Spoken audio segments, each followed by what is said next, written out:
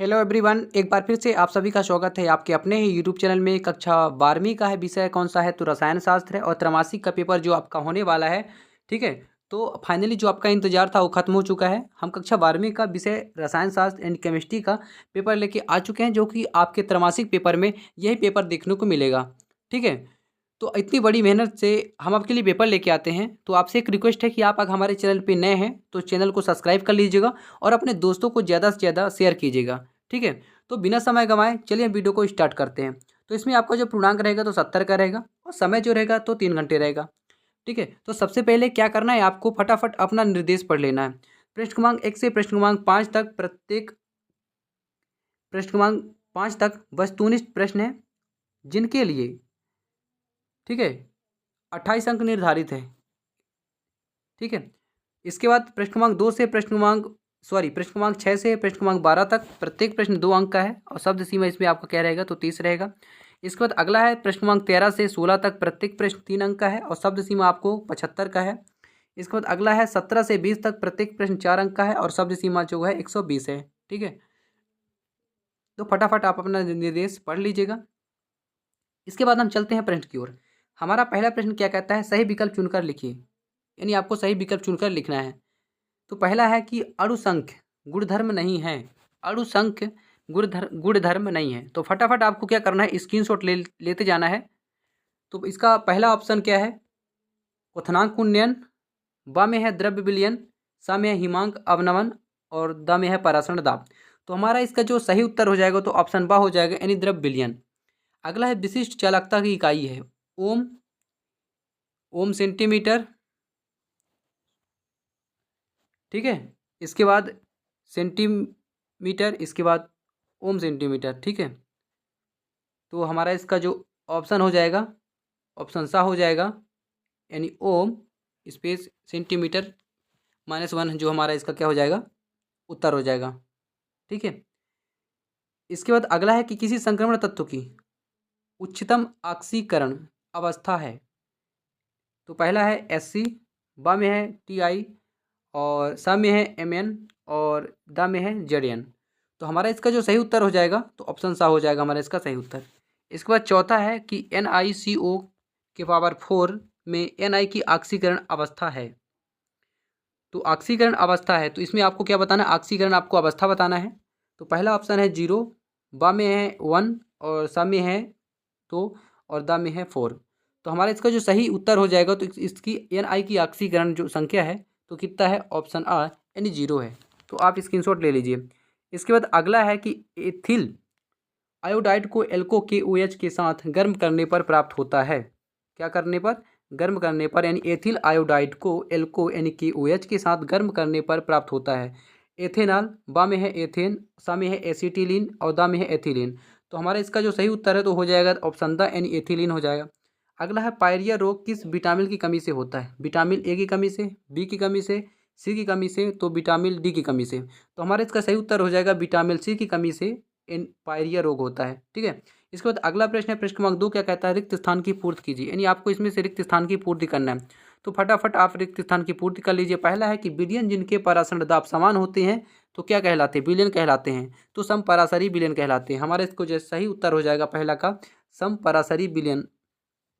दूसरा है वे पदार्थ जो जलीय विलयन में अधिक आयनित होते हैं तो कहलाते हैं, यानी प्रबल कहलाते हैं।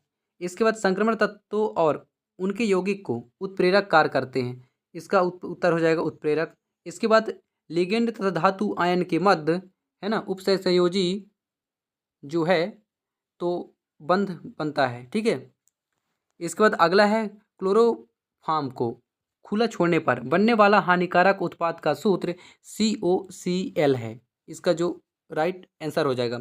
इसके बाद है विकृतीकरण प्रोटीन की संरचना को प्रभावित नहीं करती, यानी विकृतीकरण प्रोटीन की प्राथमिक संरचना को क्या प्रभावित नहीं करती है। हमारा इसका उत्तर हो जाएगा प्राथमिक। ठीक है, इसके बाद प्रश्न क्रमांक 3 देख लीजिए, सत्य असत्य का चयन करके आपको इसमें लिखना है। तो आप स्क्रीनशॉट ले लीजिएगा। पहला प्रश्न है फिनाल का स्वभाव अम्लीय होता है, ये हमारा सत्य हो जाएगा। दूसरा है EDTA है ना खटदंतुर लिगेंड है, ये भी हमारा असत्य हो जाएगा। अगला है पीतल द्रव विलयन है, तो ये भी हमारा असत्य हो जाएगा। चौथा है अभिक्रिया वेग ताप पर निर्भर नहीं करता है, ये हमारा असत्य हो जाएगा। इसके बाद लिंथेनम एफ ब्लॉक का तत्व है, ये हमारा सत्य है, लिंथेनम जो है कि एफ ब्लॉक का तत्व है।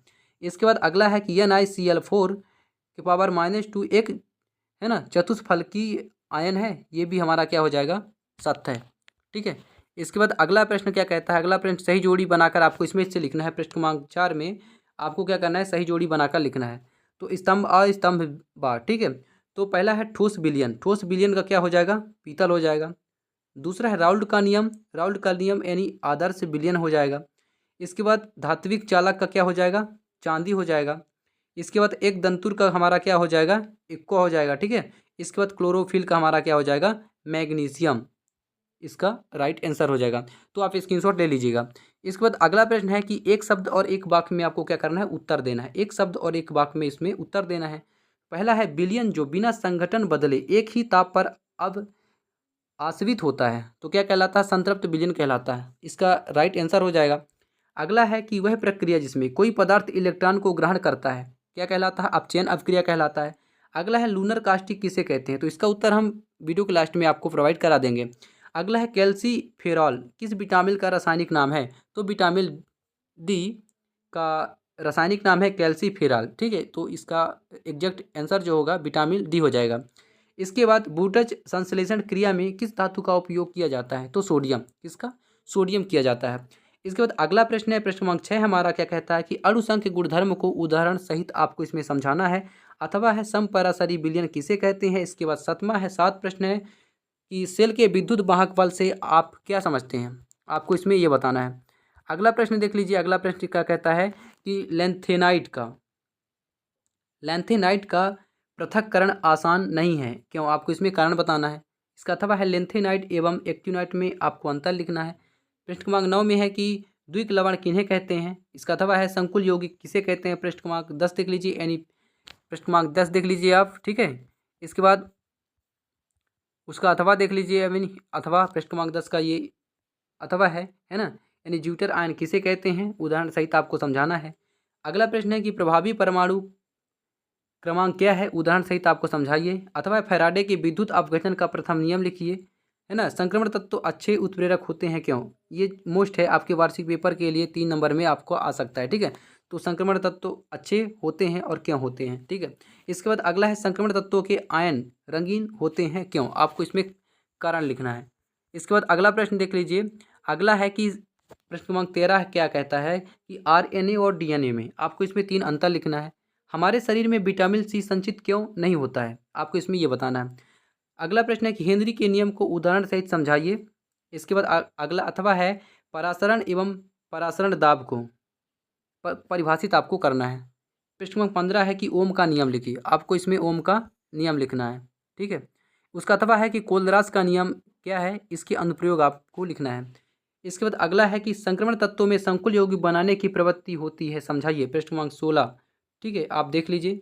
इसके बाद Cu+ रंगीन होता है जबकि Cu+ रंगीन होता है, क्यों, Cu+ रंगहीन होता है जबकि Cu+ रंगीन होता है, क्यों, आपको इसमें ये बताना है।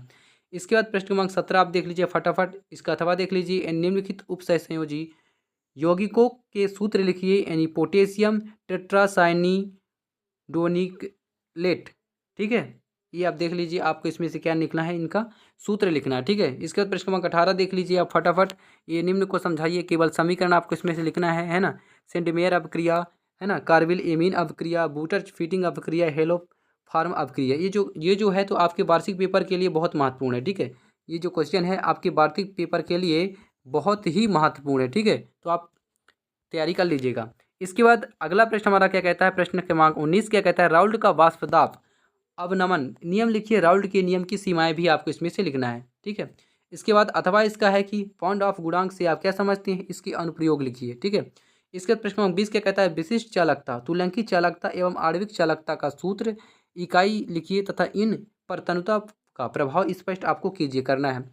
अथवा है मानक हाइड्रोजन इलेक्ट्रोड क्या है, यह कैसे बनता है, इसकी 2 आपको सीमाएं लिखना है। ठीक है, तो मेरे प्रिय छात्रों आपको वीडियो कैसा लगा, आशा करता हूँ कि अच्छा लगा होगा। ठीक है, तो वीडियो को लाइक कीजिएगा, चैनल को सब्सक्राइब कीजिएगा। फिर मिलते हैं नेक्स्ट वीडियो में, तब तक के लिए जय हिंद,